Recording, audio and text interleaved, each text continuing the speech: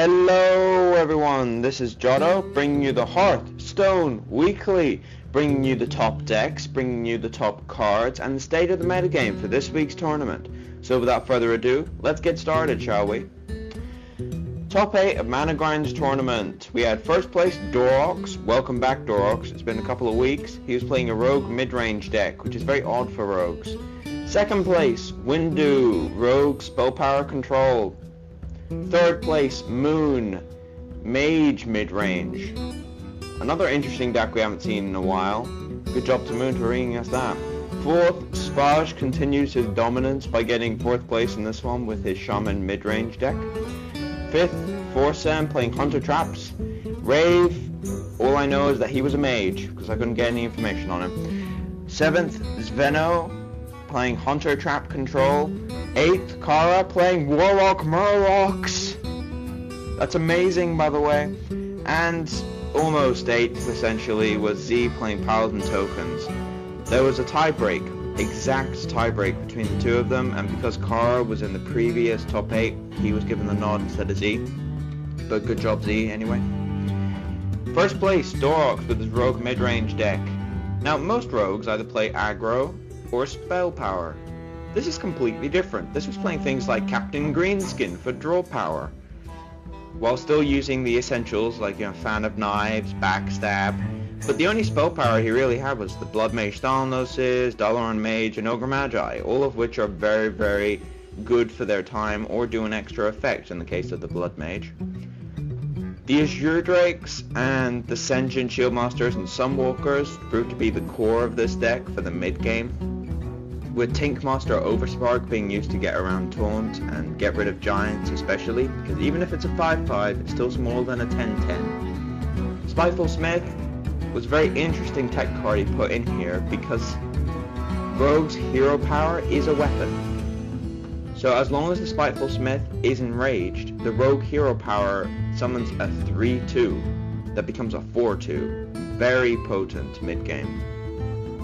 So, second place, Windu, playing Rogue Spell Power Control. We've seen this deck a few times recently, so the actual deck list isn't too different. The difference is this is for standard, so you've got things like Malagos and Blood Mage. But the core is still there. The Gadgetzan Auctioneers, the Headcracks, the Pyromancers, the Fan of Knives, Backstab, things like that. The Dalaran Mages are just there to give spell power with the Cobalt Geomancers. Everything's there. It just controls the board and then chisels away at them with spell power.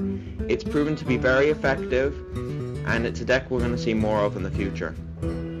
Third place, Moon, playing Mage mid-range. Now this is an interesting deck that we haven't really seen, because most mages that have made it this far have been playing tokens. We haven't seen a mage in a long time. But this one was playing things like Senjin Shieldmaster, Kirin Tor Mages, and Argent Commanders early game and mid game, with some R&B Cal and Mana Worm for the early game pressure. Then late game we had Archmage Antonidas as a win condition, just to take over the game really late if it needs to, and one Pyroblast, which was sort of the partnership to the Archmage. They're both designed to end the game when they come down, and they did just that. Good job, Moon. Very well constructed deck. Hope to see more of you. Fourth place, Spaj. I think we've seen this deck list so many times now that I don't really have to go over it, but the difference is in this one, there's only one Ancestral Spirit. The Black Knight was used to get rid of Taunt. Hogger came down to slow down the game as much as possible. And there's one Azure Drake instead of the standard. There's also two Lava Burst in here. Those are the main differences in this deck. But besides that, it's the standard core of Wind Speaker, Fire Elemental, Senjin, Sunwalker, Argent Commander. The really key sort of combination of cards along with Violet Teacher for the mid-game. It's a proven deck. As I said before, if you want a Shaman deck, play this one. It's proven to do well. Forsen. I can't get deck lists off this guy, for obvious reasons. But anyway, it was pretty much the same deck, just Hunter Traps, just uses Traps and Eaglehorn for board control and damage, King Crush to close out the game, Mana Wraith slows down the early game plays, allowing you to get Traps down and Eaglehorn bows, and it runs pretty much every single kind of Hunter control. So that's all I can really say on Forza. Alright, now I had no information on Rave, so all I know is that he was playing Mage. And that's about it, actually. So, 7th, Sveno playing Hunter Trap Control, second one in top 8. Now, this one was playing things like Ragnaros and Sylvanas to take board control and end the game, with Savannah high mains as the real mid-range beatdown. And it was running things like Iron Beak Cow and Kill Command, because Kill Command is based on whether there's a beast down, and Iron Beak Cow silences things, so he could actually use an Iron Beak Cow Kill Command combination to kill a Sunwalker. Things like Misdirection, Explosive Trap, Freezing Trap, the Chlorophyll Trap decks. Things like Deadly Shot and Multi-Shock deal with everything on the board, and Arcane Shot is just designed there for extra damage, end game, or just pick off something good early game. Very well-rounded deck. Hope to see more of the Hunter Trap Control archetype, because I think it has got potential, but no one's really taken it all the way yet. So 8th, Kara playing Murlocs. Just want to point out how awesome that is, getting a Murloc deck in top 8. Murloc decks, I've never been over one of these things before, so I'll go over the non-Murloc cards, because I think that's what people want to see. We've got Lepronome, Young Priestess, to put on the pressure early and to buff the Murlocs in the case of Young Priestess. We have some Craze Alchemists to lower the enemy health or attack, so that, and to buff up the attack of some of the Murlocs, so you can punch through things. Power Overwhelming buffs up, say, a token of the Murloc Tidehunter into a 5/5, which gets through Sen'jin. For draw power, we had Novice Engineer and Loot Hoarder, and the obvious one being the Warlock Hero power. We also had Soulfire for basic removal, and Flame Imp because he's really big on turn 1. And besides that, you had every single kind of Murloc imaginable, and I personally love this deck. Anyway, on to the top 5 neutral cards. Sen'jin Shieldmaster tops it again. 4th one in a row, by the way. Then we had Azure Drake, which hasn't been up there in a while. Blood Mage Thalnos makes a return as soon as we go back to Standard. That Blood Mage turns up. Argent Commander and Sunwalker, still there. Played less of, but still there.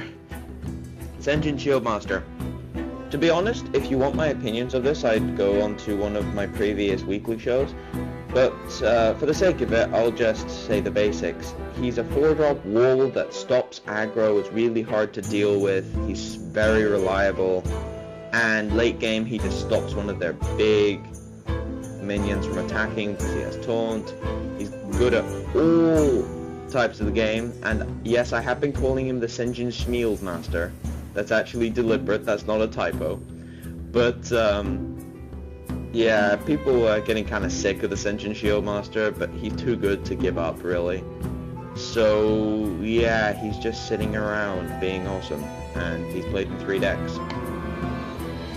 Blood Mage Thalnos, played in 3 decks as well. Spell Power, Death Rattle, very powerful on 1 card for 2 mana. Wow, he's a smaller version of an Azure Drake, essentially.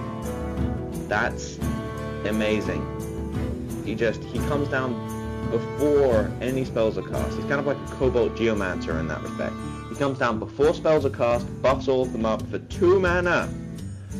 Wow, this guy is good. And he also replaces himself when he dies. Speaking of Azure Drake, sort of the opposite of Blood Mage. More expensive, higher stats, but he still gives the spell power, and instead of Death Rattle draw a card, it's Battle Cry draw a card. Personally, I prefer Battle Cry draw a card, but the expensiveness on this card is very hard to overlook. However, he's still played in 3 decks, because some decks want the more mid-range than the early game spell power. Argent Commander makes another appearance. Only played in 2 decks this time, but the point still stands.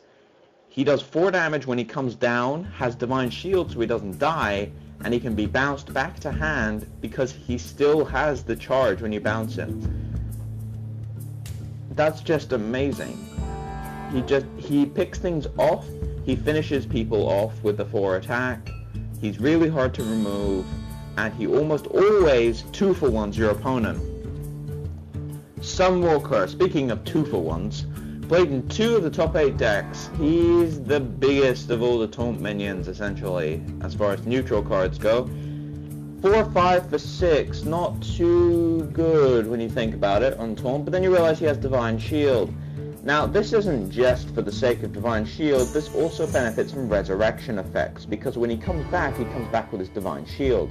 Things like Redemption, for example, bringing him out to a 4-1 with Divine Shield, making him still very hard to kill.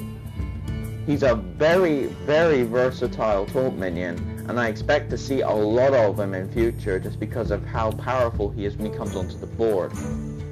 So the state of the metagame for this week's tournament. Mid-range dominated the tournament for the 4th time in a row. Yeah, and there was barely any aggro. We had a Murloc deck, which is awesome. And then we had 2 control decks, or maybe 3. Anyway, mid-range is way too powerful right now. And it's not that good for the sort of the state of the metagame, really. It's not that good having one archetype dominating so much across most classes. But anyway, a lot of taunt is still running around, a lot of charge is still running around, because taunt is one of the most powerful abilities in the game, and charge is one of the ways of surprising people. So they both get played. Charge is coming down a bit because of the amount of taunt, but it's still there. Also mostly minion based. There were a few spell power decks and minions, 3 to be precise, 3 spell power decks running spell power minions, but mostly minion based.